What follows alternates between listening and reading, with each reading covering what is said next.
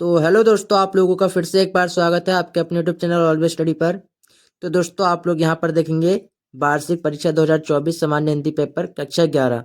तो दोस्तों, हम देखने वाले हैं 2024 का पेपर वार्षिक परीक्षा का। देखिए, यहाँ पर हम क्वेश्चन देखेंगे किस प्रकार से आपको क्वेश्चन पूछे गए हैं। बाकी दोस्तों, जिस भी विद्यार्थी के अभी क्लास 11 के पेपर नहीं हुए हैं वो इस वीडियो को जरूर देखें और बाकी अपने सभी दोस्तों में शेयर जरूर कीजिए। तो यहाँ पर देखिए, हम प्रश्न देखते हैं। आपका खंड का में दिया है कि निम्नलिखित प्रश्नों के विकल्पों में सही विकल्प चयन कीजिए।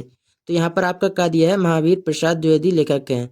ये दोस्तों आपको ऑप्शन दिए हैं, आप लोग ऑप्शन वाले देख लीजिए और इसका स्क्रीनशॉट ले लीजिए। यहाँ पर देखिए, हम प्रश्न 2 देखेंगे। प्रश्न 2 में भी आपको क्या दिए हैं, एक एक नंबर के ऑप्शन वाले प्रश्न दिए हैं। नीचे आपका प्रश्न 3 देखिए, में से किसी एक गद्यांश पर आधारित प्रश्नों के उत्तर दीजिए।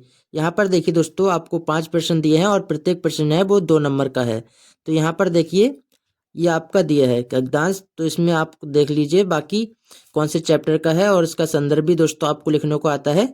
इसको भी दोस्तों आप जरूर कर लीजिए। तो यहाँ पर हम आगे प्रश्न देख लेते हैं किस प्रकार के आपको प्रश्न दिए हैं। यहाँ पर देखिए दोस्तों, आपको दिया है कि दिए गए गद्यांश का संदर्भ लिखिए। यहाँ पर दिया है कि लेखक के अनुसार जीवन का चरम लक्ष्य क्या है। गद्यांश के आधार पर शिक्षा के उद्देश्य पर प्रकाश डालिए और रेखांकित अंश की व्याख्या कीजिए। गद्यांश का भावार्थ लिखिए। दोस्तों, इसका उद्देश्य लिखिए क्या है। अथवा में आप देख सकते हैं, यहाँ पर नीचे दिया है कि मानव शरीर में पेट का स्थान नीचे है, हृदय का ऊपर और मस्तिष्क का सबसे ऊपर। पशुओं की तरह उसका पेट और मानस समांतर रेखा में नहीं है। जिस दिन वह सीधी तनकर खड़ा हुआ, मानस ने उसके पेट पर विजय की घोषणा की। तो यहाँ पर आप लोग प्रश्न देखेंगे, ये प्रश्न दिए हैं कि गद्यांश के पाठ और लेखक का नाम लिखिए। रेखांकित अंश की व्याख्या कीजिए। मानव शरीर के 3 प्रमुख अंग कौन कौन से हैं। मानव शरीर और पशुओं में किस दृष्टि से अंतर बताया गया है और लेखक ने मानव की भूख का आशय क्या बताया है। तो यहाँ पर देखिए दोस्तों, आपको 5 प्रश्न दिए हैं। तो आपको जिसमें से आपके ये 2 प्रश्न है, इसको आपको अपनी तरफ से लिखना होगा कि आपको बताना है इसके पाठ और लेखक का नाम क्या है।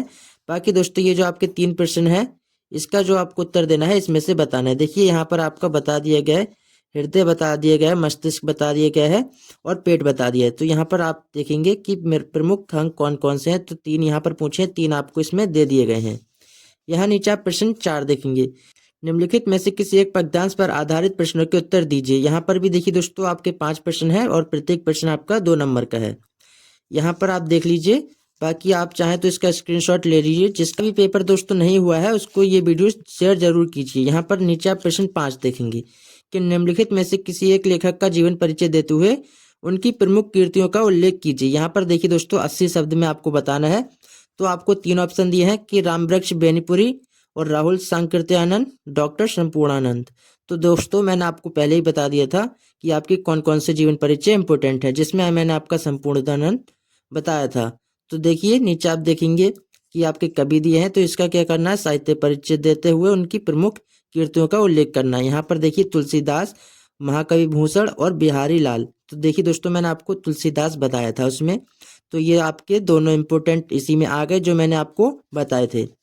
अब यहाँ नीचे देखेंगे, आकाशदीप कहानी के वातावरण पर प्रकाश डालिए। यहाँ पर आप देखेंगे शब्द सीमा 80 है। अथवा में क्या करेंगे, जो समय कहानी के उद्देश्य पर प्रकाश डालिए। यानी दोस्तों, आपकी जो समय कहानी है उसका क्या उद्देश्य है वो आपको यहाँ पर बताना है। आप नीचे देखेंगे, स्वपठित नाटक के 3य अंक का सारांश लिखिए। अथवा स्वपठित नाटक के नायक का चरित्र चित्रण कीजिए। यहाँ पर देखिए, नायक और नायिका, नायक का आपको चित्रण करना है इसमें से। तो आपको आगे प्रश्न देख लीजिए क्या प्रश्न दिए हैं। यहाँ पर देखेंगे दोस्तों, आपका क्या है, प्रश्न 8 दिया है, जिसमें आपका क्या है, खंड खा में यह प्रश्न 8 दिया है, जिसमें आपको क्या कहा है वो देखिए। निम्नलिखित संस्कृत गद्यांशों में से किसी एक गद्यांश का संदर्भ सहित हिंदी में अनुवाद कीजिए। ये आपका दिया है गद्यांश। अथवा वाला भी दोस्तों कर सकते हैं। और दोस्तों, नीचे खा में देखिए क्या दिया है आपका, निम्नलिखित संस्कृत पद्यांशों में से किसी एक का संदर्भ सहित हिंदी में अनुवाद कीजिए। तो दोस्तों, ये आपको दिए हैं श्लोक। पद्यांश में क्या है, आपके श्लोक आ गए। तो इसमें दोस्तों आपको क्या करना है, इसका हिंदी में अनुवाद भी करना है और क्या करना है, आपको संदर्भ भी लिखना है साथ ही। प्रश्न 9 देखिए क्या दिया है, निम्नलिखित में से किसी एक लोकोक्तियां एवं मुहावरे का अर्थ लिखकर उसका वाक्य में प्रयोग कीजिए। तो दोस्तों आपको 4 ऑप्शन दिए हैं, किसी एक का करना है। कंगन को आरसी क्या, घाट घाट का पानी पीना, और पलक पावड़े बिछाना, दान की बच्चियां के दांत नहीं गिनते। तो आप लोग यहाँ पर ऑप्शन देख लीजिए, आपको जो आता हो दोस्तों आप उसी में कर दीजिए। यहाँ पर आप देखेंगे क्या दिया है प्रश्न 10 कि निम्नलिखित शब्दों के संधि विच्छेद के सही विकल्प का चयन कीजिए। यहाँ पर देखेंगे ग्रामोदय का संधि विच्छेद क्या है, यहाँ पर दिया है रामेश्वर का संधि विच्छेद और देवश्री का संधि विच्छेद है। यहाँ पर दोस्तों ये ऑप्शन हो सकता है गलत लगे हुए हों, क्योंकि जिसका पेपर है दोस्तों उसने पता नहीं कैसा किया हो, लेकिन यहाँ पर दोस्तों आप अपने हिसाब से इसको हल कीजिए। हाँ में दिया है निम्न शब्दों में विभक्ति व वचन स्पष्ट कीजिए। यहाँ पर दिया है नामसू में विभक्ति व वचन है, तो आपको बताना है कौन सी विभक्ति और कौन सा वचन है। यहाँ पर देखिए आत्मनि में विभक्ति एवं वचन है।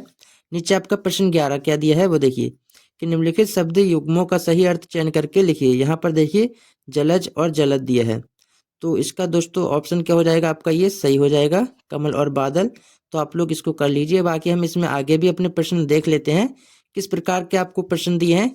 तो आइए दोस्तों देखते हैं। यहाँ देखिए दोस्तों आपको ऑप्शन में ये दिया है कि पुरुष और परुष, इसमें से दोस्तों इसका क्या ऑप्शन सही होगा।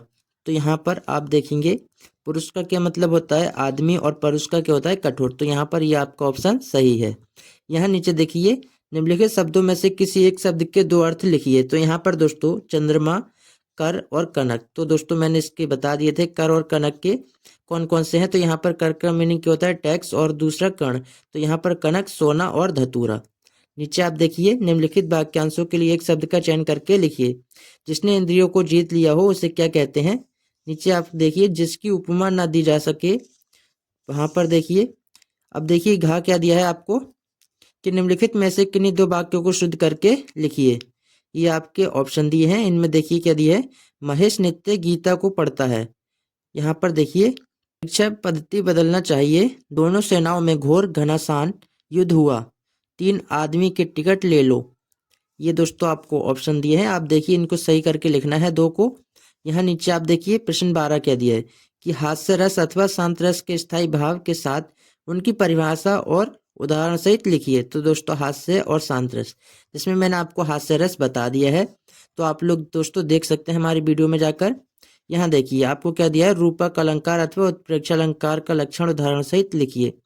तो दोस्तों यहाँ पर आपको बताना है, नीचे देखिए चौपाई अथवा दोहा छंद का लक्षण उदाहरण सहित लिखिए। ये दोस्तों आपके लिए इंपॉर्टेंट क्वेश्चन है, इनको जरूर तैयार कर लीजिए। बाकी यहाँ पर प्रश्न 13 देखिए बढ़ते हुए संक्रामक रोग की रोकथाम के लिए मुख्य चिकित्सा अधिकारी को प्रार्थना पत्र लिखिए, अथवा देखिए अपने नगर की सार्वजनिक भूमि पर हुए अवैध कब्जे को हटाने के लिए नगर पालिका अध्यक्ष को एक शिकायती पत्र लिखिए। यहाँ प्रश्न 14 देखिए निम्नलिखित विषयों में से किसी एक विषय पर अपनी भाषा शैली में निबंध लिखिए। यहाँ पर दोस्तों ये प्रश्न जो आपका है ये 9 नंबर का है। यहाँ देखिए दोस्तों आप देखेंगे क्या ऑप्शन दिए हैं कि छात्र और अनुशासन, आतंकवाद, समस्या व समाधान, और देशाटन के लाभ, और साहित्य और समाज। यहाँ पर दोस्तों आप लोग इस पे लिखें छात्र और अनुशासन, ये आपके लिए बेस्ट रहेगा, क्योंकि आपको ही पता है आप एक छात्र हैं और उसमें अनुशासन का क्या महत्व होता है वो आप पूरी तरीके से बता सकते हैं। तो आई होप दोस्तों आप लोगों ने पेपर देख लिया होगा। बाकी दोस्तों जिसके ही पेपर नहीं हुए उसको वीडियो जल्दी से जल्दी शेयर कर दीजिए, और आप नए हैं तो हमारे चैनल को भी सब्सक्राइब कीजिए। तो मिलते हैं आपसे इस वीडियो के साथ, तब तक के लिए जय हिंद,